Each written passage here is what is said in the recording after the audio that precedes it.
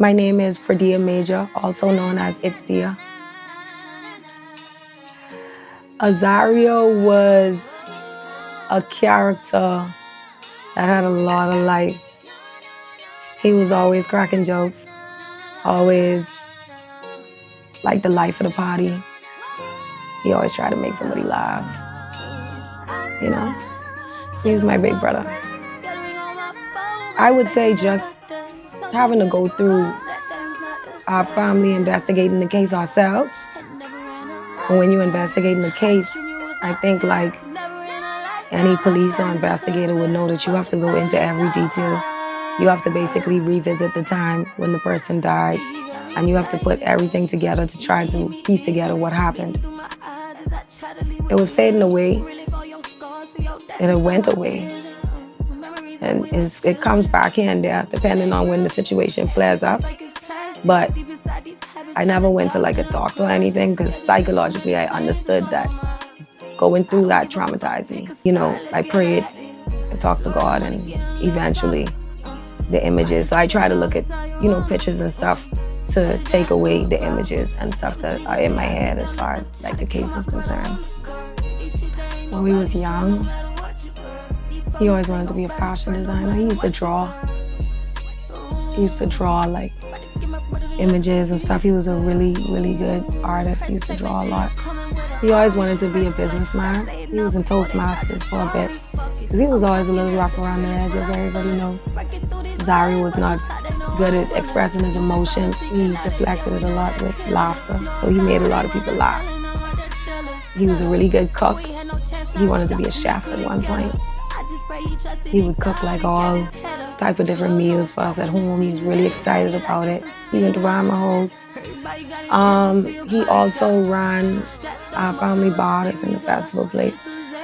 He was always a person that tried to make everybody laugh, being a person that never really wore his feelings on his sleeves all the time. He did go through a certain amount of things in his life, that put him through pain, just like everybody, I would have liked to seen him grow in a way and accomplish them dreams and like really, push past the pain, but he just didn't have the chance. And that's really what has break my heart about the whole situation. I ain't never been to see him. Since my brother died, my energy changed. When he first died, I was about to quit music and I was going to go straight into nonprofit. When I was about to quit, I ended up getting some calls and some opportunities, and I said, okay, I go in this direction. Everything since then became about him. I make my brand bigger so that I can avenge his name. My brother was killed wrongfully, someone helped, you know what I mean? Stress and paranoia and fear, and just life having to shift in a certain direction of always looking over your shoulder, because we all came together to fight for him. It shifted life in so many different ways. The night of the incident, my brother, he lived at home. His policeman came to the house and said Azario was in an incident. And the night he died, I knew he was dead before I knew he was dead, if that makes sense.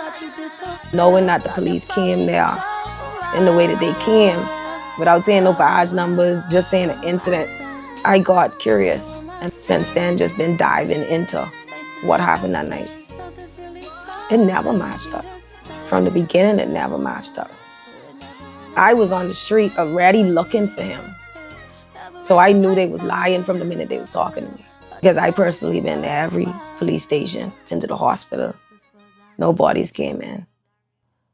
Went to the crime scene, just thinking, hoping that this was the crime scene. I heard on the street that there was a shooting there. This fire trail road, right outside McKinney, that's probably where he might have gone, maybe to get his hair cut, maybe for a drink. So that makes sense. Nothing about the situation added up. His phone went missing. Nobody wants to say what happened at the spot. Hearing the noise about there being 2 sets of shootings. Our cousin who owned the bar telling us some crazy story about him shooting a gun in the air. From the moment anybody said anything, I knew everybody was lying. Like, we knew everybody was lying because nothing added up. Nothing made sense. I would say that I'm proud of my family for really coming together. It made us stronger as a family. So when we sit down and we look at things like police reform, this is a subject that is loud in the community, that the communities are begging to be answered and approached. And it's 1 month from election and nobody has spoken on it. Nobody has said these are the initiatives that we promise to put in place if we are elected. And right now, election is in its high rise. Everybody ready to go to the polls and vote. Yet we just had an American killed on Bahamian soil. Because if there was an attention put into the policies and the standard of the Royal Bahamas Police Department or police force, right? It's just like you raising a child, right? If you're raising a child, you have positive reinforcement and you have negative reinforcement. Right now, the Royal Bahamas Police Force only has positive reinforcement. It doesn't matter what any police officer does wrong, they can get out of it. That's the message that we're not just selling to the community. That is the message that we're selling to those that the leadership is responsible of equipping to be the best that they can be. I don't hate the Royal Bahamas Police Force. I love a lot of police. You got some great police. But my question right now is the leadership, the direction, because I don't know if anybody's really paying attention, but an American being killed on Bahamian soil by a head police officer is a problem for the tourism economy.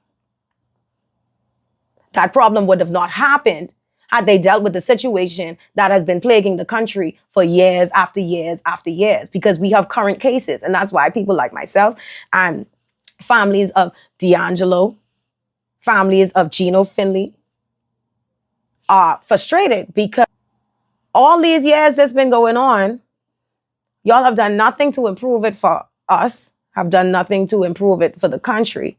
And now this happened. And now the country could possibly be facing a tourism crisis, which is the main source of income that creates this economy. The biggest issue that is plaguing this country right now is not being addressed. You know what's honestly the first thing that comes to mind? I feel sorry for them. I truly feel sorry for them. Our child is brought up is based on example of the parents, and people imprint.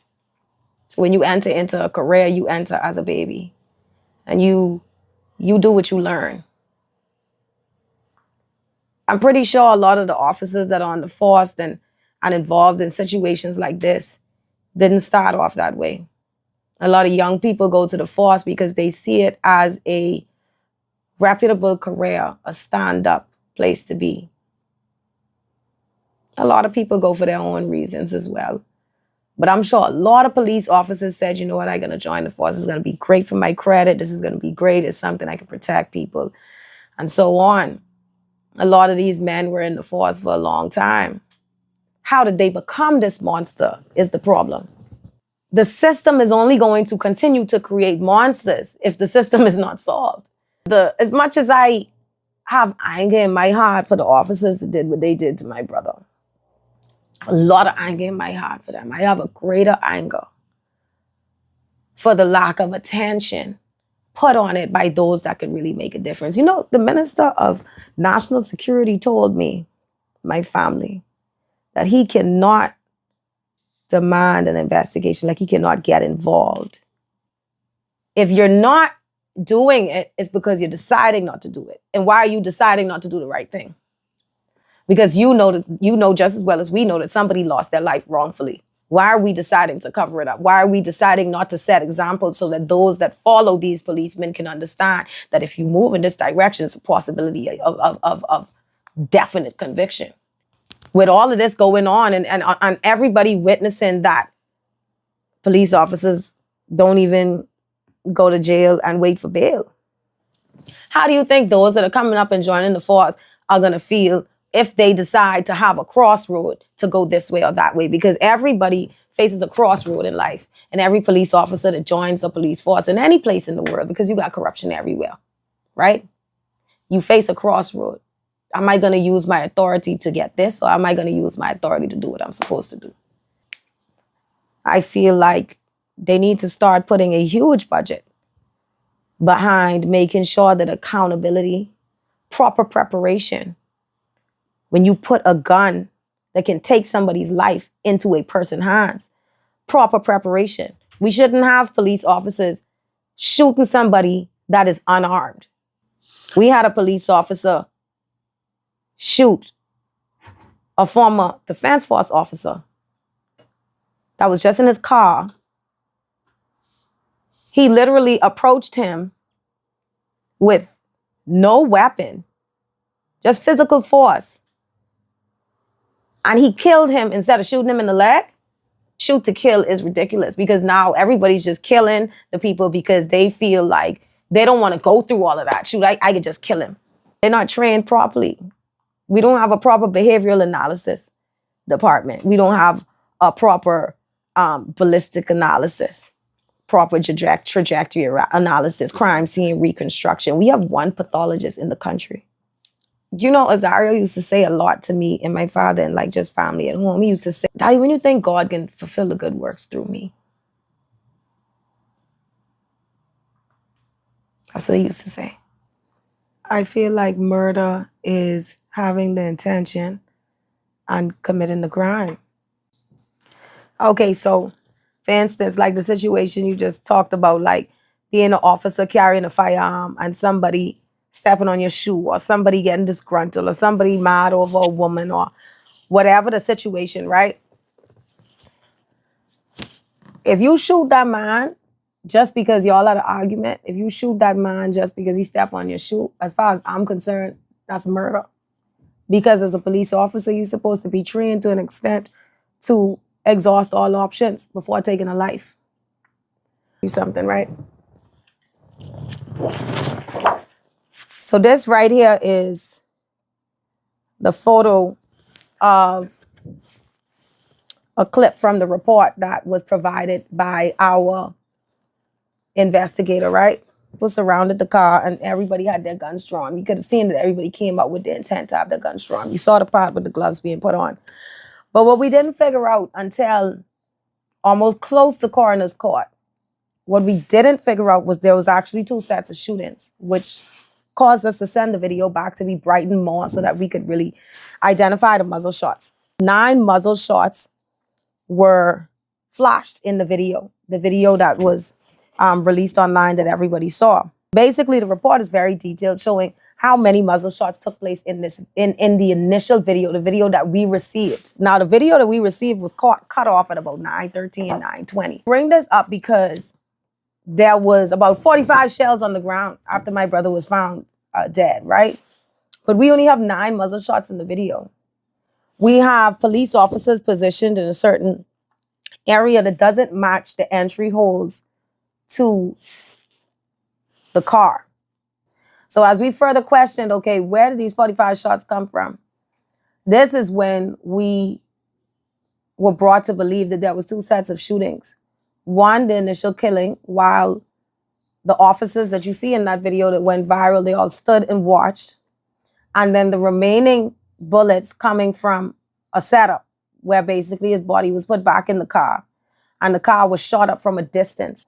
So looking at the crime scene photos and seeing the position of my brother's body in the photos and the position of his body in the videos shows that his body was moved, put back in the car, shot up, and then positioned back in the place where it would have been when it fell out of the car in the video. In the pathologist report, there's also bullets that go through his hand and his head at the same time, and bullets that go through his hand and his thigh at the same time, which means that his body was not in the same position in those 2 moments when he was shot. He also has bullet wounds to the back of his head, which means probably when they put him back into the car, his body was lifeless, so his head probably tilted to the side. This is rock solid evidence that was brought into court, into the coroner's court, that allowed us to get to the verdict of wrongful killing by manslaughter. We are looking forward to having this raised to murder, and people being charged in reference to the cover-up, and also desecration of a dead body.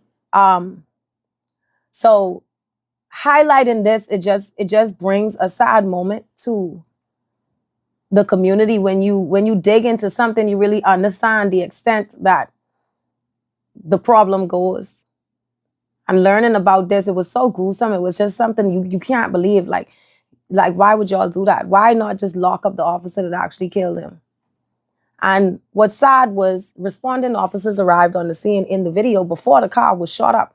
So that means that those officers were also probably a part of it.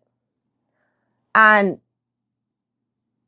it's sad because if they're just saying that he was disgruntled, you telling me he deserved to be surrounded, shot 9 times in the head, and then his body completely desecrated just so that one person doesn't go to jail, while everybody else just stood there, officers.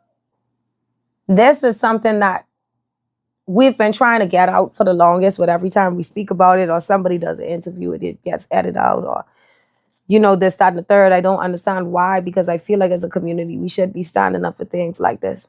It's a lot of effort that went into this case being covered up. And we just really look forward to some type of accountability, some type of justice for Azario, because he did not deserve this. I know about, people, see killers and this, that, and the third, but to experience it and go through it and dig into the last minutes and the last hour of what your loved one experienced when they were being murdered is a hard thing to do. We spread the word and we push for justice because we don't want this to happen to anybody else. So in light of all of these situations and issues that have come to our attention in the Bahamas, my team and I have launched an initiative called Build Up Bahamas.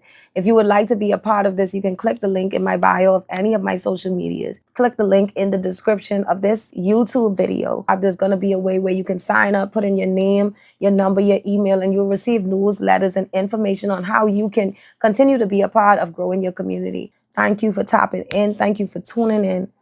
Do not forget to like, comment, and subscribe and share so that you can be a part of the movement.